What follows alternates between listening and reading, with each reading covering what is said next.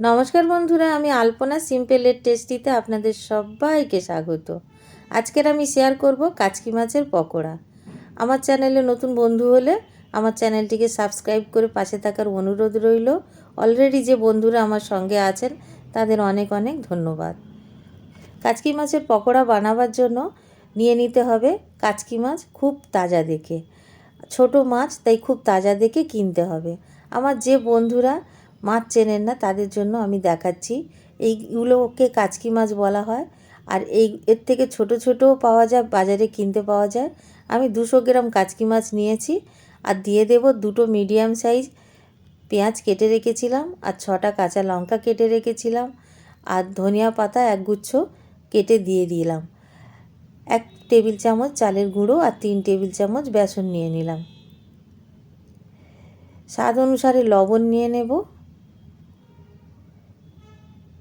1 চায়ের চামচ হলুদ নিয়ে নেব।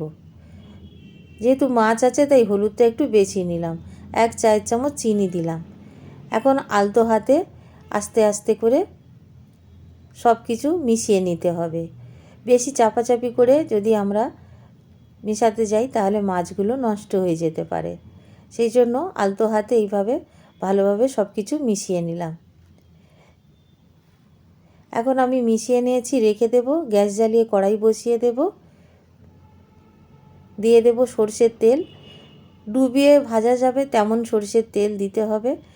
আর যে কোনো তেলে ভাজতে পারেন, আমি সরষের তেল দিয়ে ভাজছি।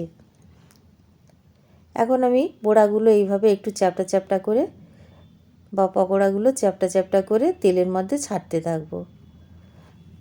খুব বেশি একসাথে দেয়া যাবে না, যেহেতু আমি খুব বেশি তেল দিইনি। 1 কাপ মতো তেল দিয়েছি, আর সেজন্য কম কম দিয়ে দিয়ে ভেজে নেব। 3টে দিয়ে আমি এইভাবে উল্টে পাল্টে মিডিয়াম আঁচে ভেজে নিচ্ছি। মিডিয়াম আঁচে ভাজতে হবে কিন্তু বন্ধুরা, তা নইলে ভিতরের মাছগুলো কাঁচা থেকে যাবে।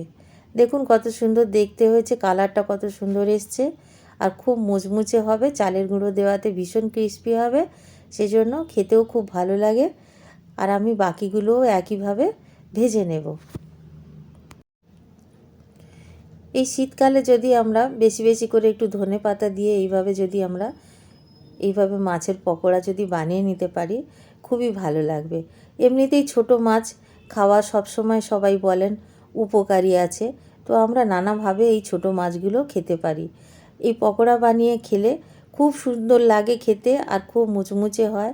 এর আগে আমি কাচকি মাছের পাতুরি বানিয়ে শেয়ার করেছি আপনাদের সঙ্গে, না দেখলে প্লিজ দেখে নেবেন। আর আজকের এই বড়াগুলো বা পকোড়াগুলো যা সুন্দর হয়েছে খেতে, কি বলবো বন্ধুরা। আপনারা বাড়িতে বানাবেন, কেমন লাগলো কমেন্ট করে জানাবেন। রেসিপি যদি ভালো লাগে লাইক করবেন, শেয়ার করবেন।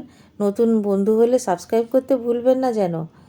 আজকের এই পর্যন্ত, দেখা হবে পরে কোনো ভিডিওতে কোনো নতুন রেসিপি নিয়ে। সুস্থ থাকবেন, ধন্যবাদ, নমস্কার।